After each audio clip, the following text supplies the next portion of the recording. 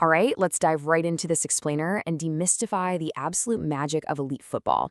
Today, we're blending the seemingly relaxed, eyebrow raising philosophy of a legendary manager with the intense, lightning fast cognitive neuroscience of peak athletic performance. Yep, we're talking about Carlo Ancelotti, Real Madrid, and the hidden science behind what fans playfully call vibes based football. Let's actually start by anchoring this whole discussion on a viral quote from Don Carlo himself. He says, I believe strongly in the player's creativity when they have the ball, and I don't like to make them obsess over predefined shapes. I leave it down to their initiative. Honestly, in an era totally dominated by rigid positional play and strict tactical grid lines, Ancelotti sounds like a jazz musician just wandering into a symphony orchestra, right? So naturally, people are confused.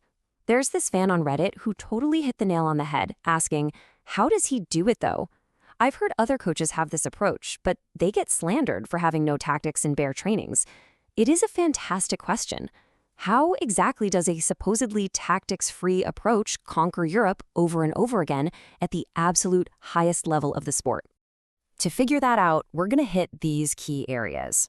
The Ancelotti philosophy, going beyond the tactical board, the 3 stages of cognition, situation assessment, action selection, and the learning loop, and finally, structured creativity. Section 1. The Ancelotti Philosophy, the Myth and the Reality. Look, there is a massive disconnect here.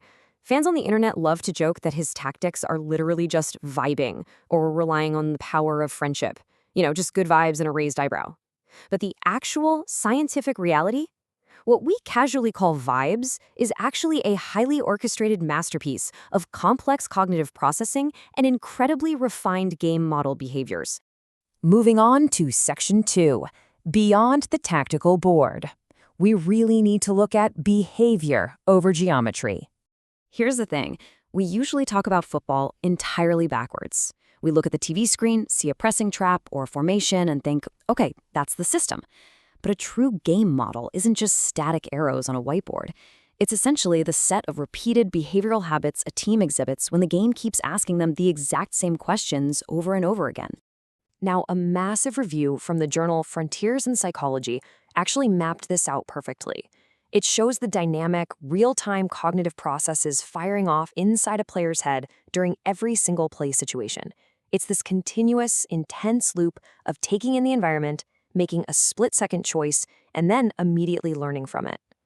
And this builds into a 3-stage mental roadmap that elite players execute in literal milliseconds. 1. Situation assessment. 2. Action selection. And 3. Outcome assessment. Every single time a player makes a pass, takes a touch, or makes a run, their brain is cycling through these 3 stages at absolute lightning speed. All right, Section 3, Stage 1, Situation assessment. You gotta map the environment. Because elite players, they do not see the pitch like you or I do. They use something called long-term working memory, which is a system they've developed over thousands of hours of practice.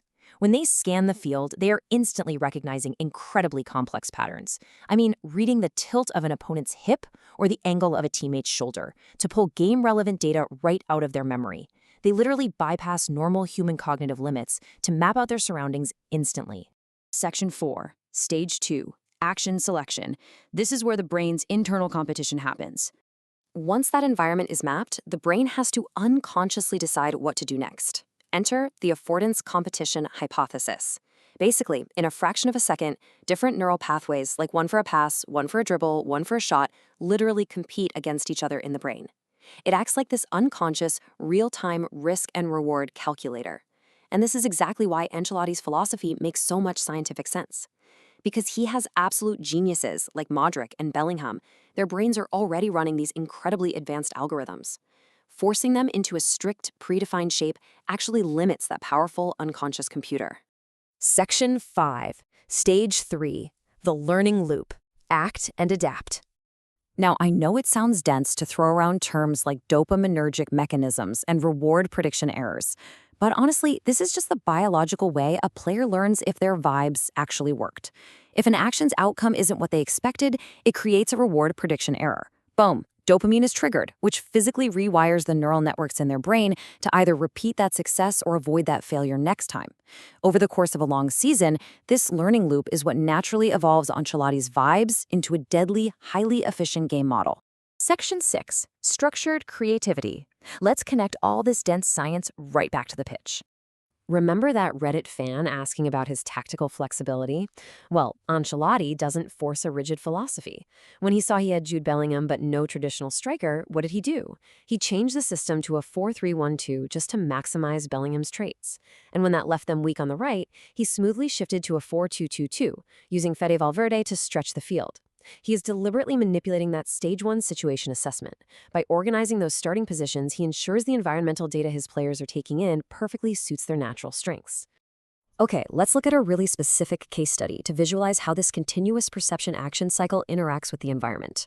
Think back to the Champions League semifinal second leg against Bayern Munich. In the first half, Ferland Mendy kept finding himself in these one-on-one situations against Joshua Kimmich.